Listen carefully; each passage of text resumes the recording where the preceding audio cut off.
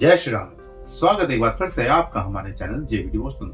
अभी तक हमने एपिसोड में देखा कि सहस्त्र रावण का अंत हो गया। अंत होने के पश्चात जब युद्ध भूमि पे सारी सेना जो मूर्छित पड़ी थी वो उठी, लेकिन सबसे सर्वप्रथम प्रभु श्री राम जी होश में आए। उन्होंने कहा सहस्त्र रावण अरे क्या हो गया? तथा सेना ने देखा अरे श्री राम जी का जय श्री राम जय श्री राम। देखिए सारी सेना बेहोश हो गई। इसके बाद श्री राम जी बेहोश हो गए और जब श्री राम जी होश में आए तो सारी सेना उसके बाद होश में आई। प्रभु श्री राम जी को नहीं पता किसने मारा। अभी सेना कंफ्यूजन में है कि क्या हुआ, लेकिन सेना जैसा कि आदतन है कि अपने राजा की प्रतिष्ठा हर जगह व्याप्त रहनी चाहिए। अरे नहीं, कौन आ सकता है और हम भी उसी वानर सेना में हैं। कौन आ सकता है और भाई युद्ध भूमि में और किसी का हस्तक्षेप है ही नहीं। लेकिन हाँ इस तरीके से दिखाया है कि हम माता सीता को क्रोध आया, क्रोध के अंदर से शक्ति निकली, का स्वरूप नीचे आया, उन्होंने वध किया, उसके बाद वापस क्रोध शांत हुआ तो वो स्वरूप में वापस चली गई। लेकिन त्रिजटा ने कुछ तो देखा है, कुछ तो छुपा रही। क्या देखा है त्रिजटा ने? देखना होगा उनकी वाणी से क्या निकलता है, ये सुनना होगा। फिलहाल बिना विलंब शुरू करते हैं एपिसोड 258 पार्ट 1। आज आप सबकी वीरता और पराक्रम के कारण हमने जो लक्ष्य निर्धारित किया था उसे प्राप्त कर लिया है।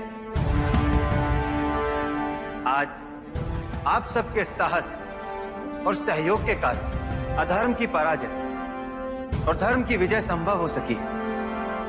और इसीलिए मैं दशरथ नंदन राम लंका पर वानर सेना की विजय की घोषणा करता हूं।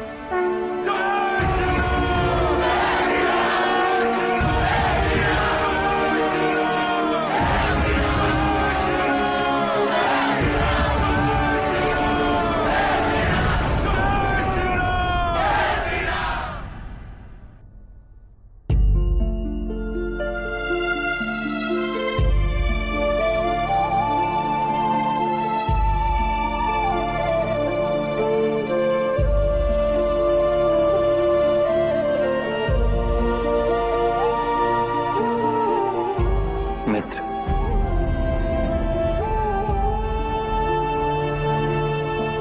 मैं आपके दुख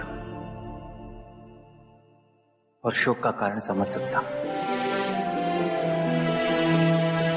किंतु दुख और संताप के इन क्षणों में आपका माता केकसी से भेंट करना आवश्यक है और उन्हें भी इस समय आपके सानिध्य की अत्यंत आवश्यकता होगी।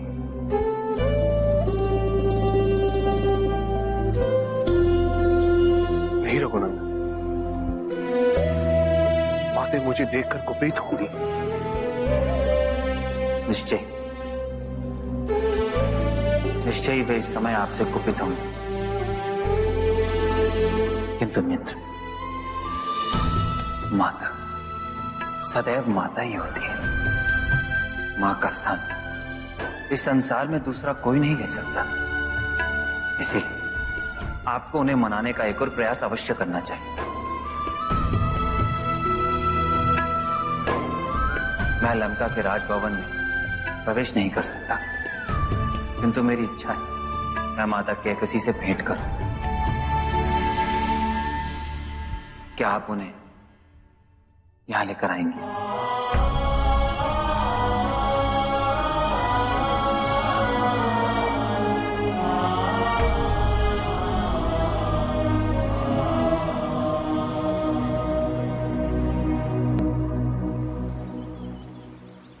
महारानी सीता की जय! महारानी सीता की जय!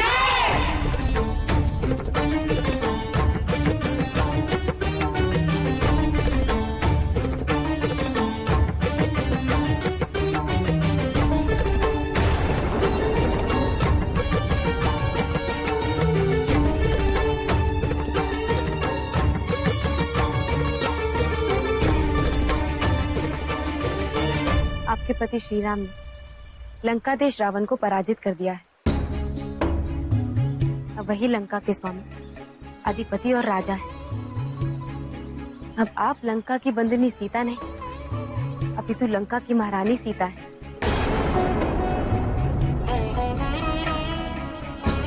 ये सभी आपके श्रृंगार हेतु है।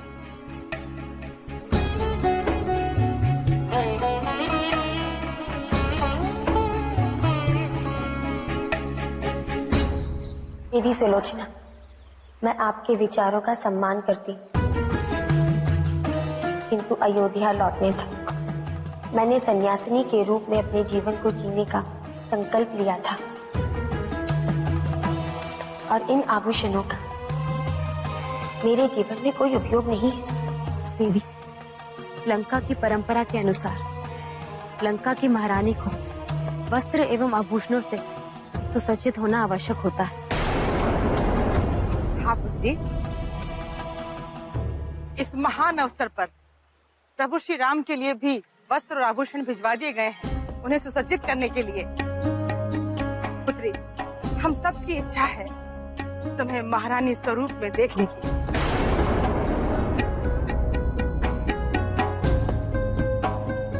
हाँ प्रभु श्री राम, आज आपने लंका विजित की है, आपको ये राजसी वस्त्र शोभा देंगे।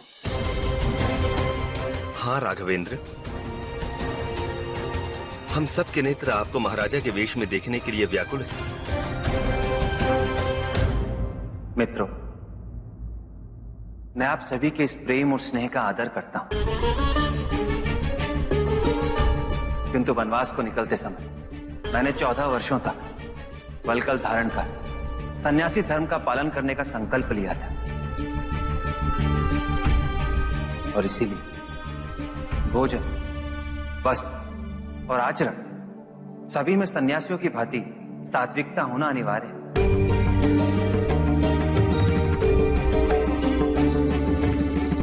मुझे क्षमा करें, मैं ये आभूषण स्वीकार नहीं कर सकता। भैया,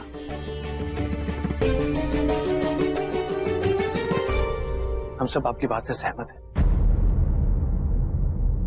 किंतु मेरी भी यही इच्छा है, भाभी को मिलने से पूर्व आप उस रूप में आ जाइए जो भाभी के हरण से पूर्व था। अन्यथा इस अवस्था में आपको देखकर उन्हें बहुत दुख होगा।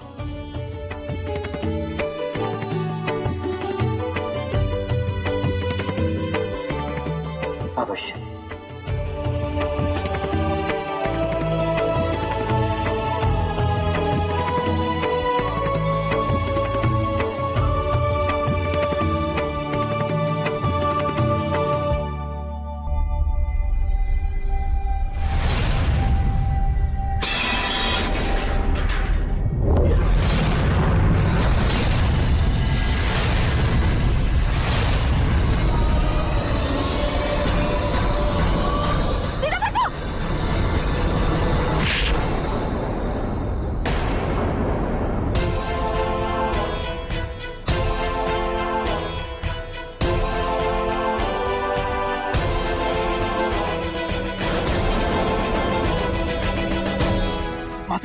आप ये क्या नट करने जा रही है?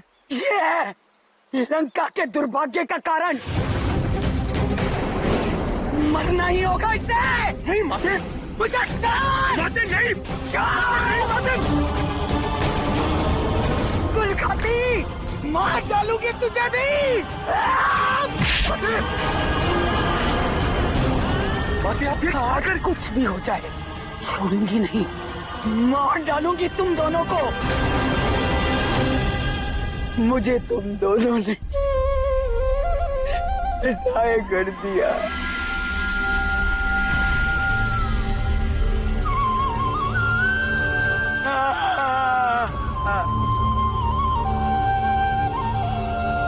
रावण,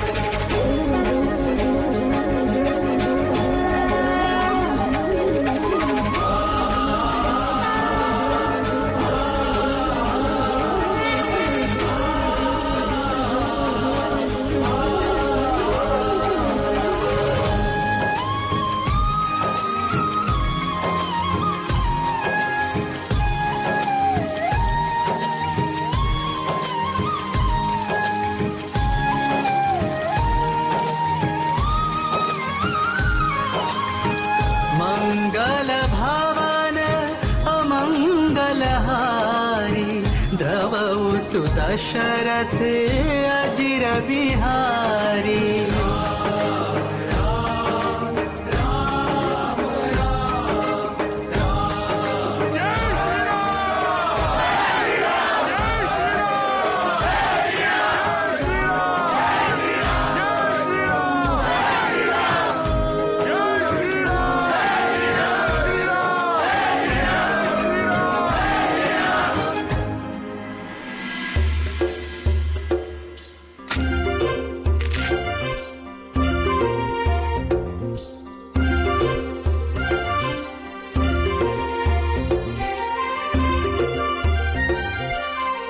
इससे पूर्व प्रभु श्री राम के मुख पर ऐसी प्रसन्नता मैंने कभी नहीं देखी।